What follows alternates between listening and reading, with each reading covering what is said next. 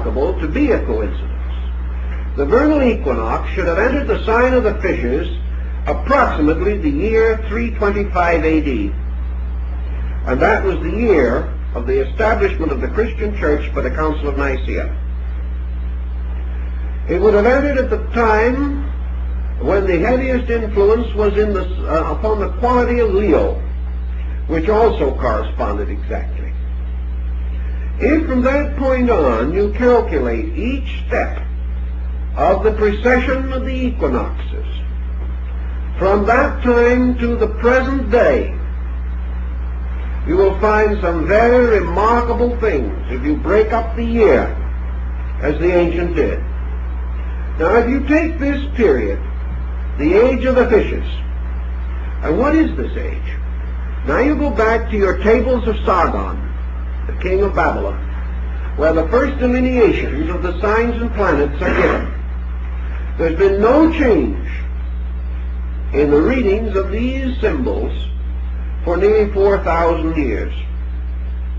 And we find that the sign of the fishes was represented in that time, and still is in astrology, as a sign of water, the sign of retribution, the sign of the deluge, the sign of obscuration, the sign of karmic fulfillment, the sign of the end of an old way, the termination of patterns. In the great sun cycle in China, the deluge which ends the world is always associated with the sign of the fishes, and the reorganization or building of the new world naturally follows. But in this constellational diffusion, if we observe it carefully, there is a strangely psychological relationship between the key words of the sign of the fishes and the strange state of our world ever since this strange equinoctial occurrence took place. The obscuration, the hiddenness, and at the same time the strange spirituality which is associated with this sign, the mysticism, the inner and deeper yearning and longing, the age of the ministry, the age of the struggle, the strife, the pain, the problem, the winding up, the paying off of old debts, the completion of work left unfinished. And in many ways that is typical of the situations we find ourselves in. Now, as we say, we have about 2,160 years to work with from the beginning of this cycle. And if we do assume for a moment that it could coincide with the Council of Nicaea, which was the formal creation of the Church, and we know that from the time of this council on, the integration of the Church took place. It became a religion. Prior to that, it was a group of scattered communities without leadership or organization.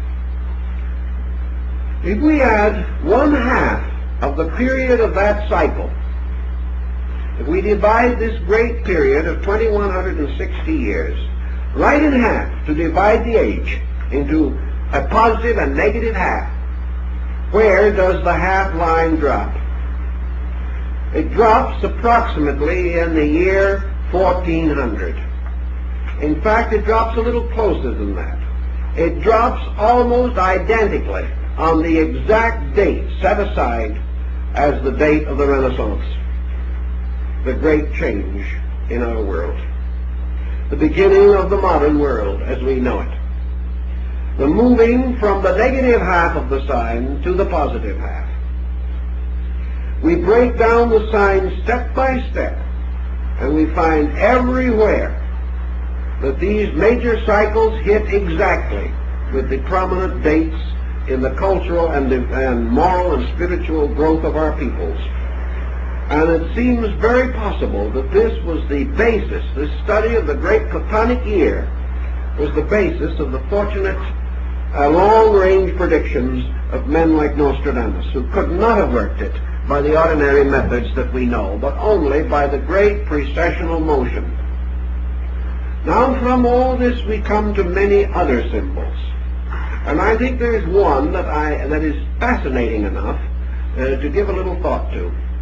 During this period that we call the medieval world, there lived a very interesting and kindly old gentleman who is known as the Venerable Bede. He is called venerable because he was on his way to canonization, but he never got any further than the first step, by which he became venerable, as one of these terms that precedes full canonization. Now the Venerable Bede was a very pious soul, and he had a great sorrow in his heart, something that he just could hardly bear, and that was to contemplate the motion of a pagan heaven over a Christian earth. Here were all the constellations, here was the Argonaut sailing off, here was Cetus the great whale, here were all these symbols, Hercules and Pegasus and Ariadne and all this, all moving over a perfectly respectable Christian commonwealth. It just didn't seem right.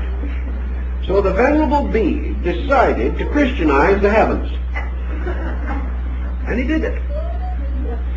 And we have in the library two very beautiful astronomical charts, very large ones, original prints from the Middle Ages, in full color, showing the Christian universe. He did it very simply. He simply took the various constellations and transformed them. The Krator, or cup of the Greeks, became the Holy Grail. The 12 signs of the zodiac became the 12 disciples. Nothing could be simpler. Cetus, the great fish, Leviathan, became Jonah's whale. And the Argonaut kept on sailing as Noah's Ark. All these symbols were perfectly fitted together. And the result was a great success. But suddenly everybody stopped in their tracks. Somebody had let the cat out of the bag. Actually, the symbolism proved the common origin of both groups. Actually, these symbols that were put in the place of the old were the equivalents in a new faith of identically the same principles. So everybody hushed it up and forgot about it until the French Revolution came along with still a different idea, and the situation has lapsed back, waiting now for another revolution on the part of scientists who probably will want to change all of these because they can't stand the superstitions of any group. So that now you don't speak about planets, speak about signs, you speak about so many degrees of right ascension. It's so much less personal and so much more scientific, but it comes out to the same place. Also, astrology is now giving the way to a kind of new science which is going to be called cosmography or something of that nature, in which they're going to do something that was never heard of before. They're going to consider the possibility that the heavens influence the earth. But they're going to do it with a new name, and the right man is going to discover it, which is very, very important in our time. But this concept of the universe, again, shows much that tells us of the old ways and of the old concepts and rites. In the old days, the initiation rituals of the temples always followed in some mysterious manner this astronomical pattern. Apuleius, for example, in the Metamorphosis, describes his own initiation into the mysteries as far as he can. Then he says that to preserve his vows he must be silent. But he does explain that at one degree or part of the rite, the candidate is enveloped in a blue cloak covered with stars and constellations, to indicate that he is being lifted up into the higher parts of the universe. Apuleius also tells us that in one of the degrees of the mysteries he beheld the sun shining under his feet at midnight, which is a very interesting point, looking very much as though somebody knew something about the astronomical theory, because theoretically at midnight that's approximately where you might expect it to be. Also, he describes the rituals, and he follows very closely the description given by Porphyry in his Cave of the Nymphs, which is an interpretation of one section of the Odyssey of Homer. And he describes the cave of initiation, in which you descend under the earth and come into a room, the ceiling of which is made to represent the sky. And there are two entrances, one on each side, and you descend a set of steps. You walk across a common ground and ascend out to another set of steps. And the point of entrance into this underworld is called Cancer. And the point of exit is called Capricorn.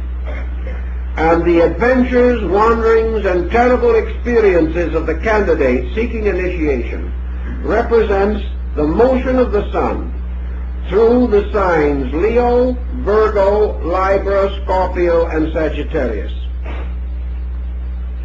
Now if you can imagine placing Cancer at one gate and Capricorn at the other, and going down now to the point between them, you will find you have sort of tipped your celestial globe, so that now the bottom point is represented by the sign of Libra, which is now between the two.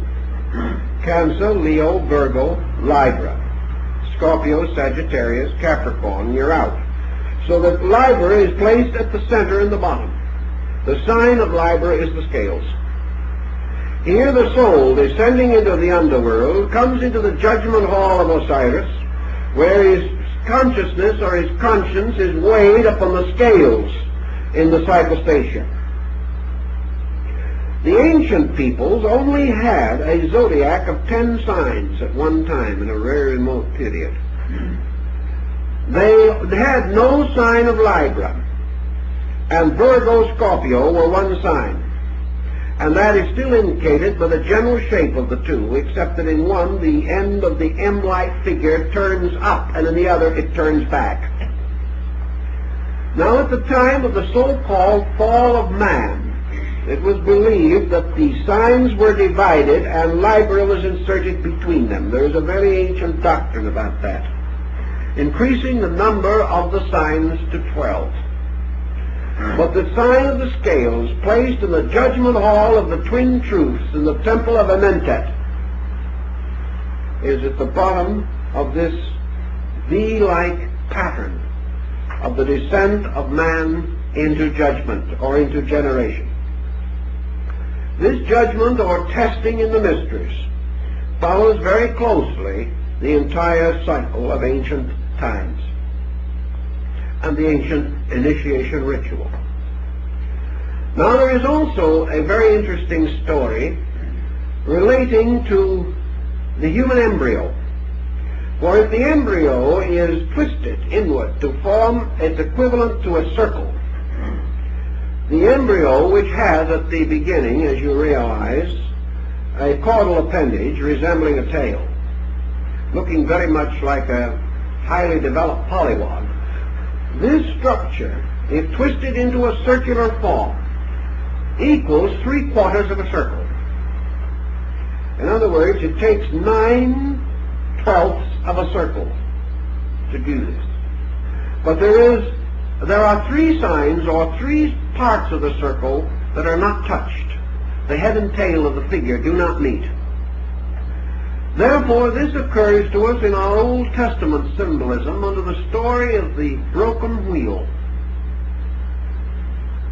And this broken wheel, or the 9/12 wheel, is again an astronomical symbol that has played a considerable part in human thinking, because the 9/12 represent the 9 months of generation, or the period in which the child is being formed. The 3 missing signs, or the broken spokes of the wheel, or the missing rim of the wheel at that point, fulfills the rites of the Eleusinian mysteries. For the Eleusinian mysteries were given in 2 sections, the 9 lesser and the 3 greater rites. The 9 lesser rites being the symbolical rites of generation, the 3 greater rites of regeneration.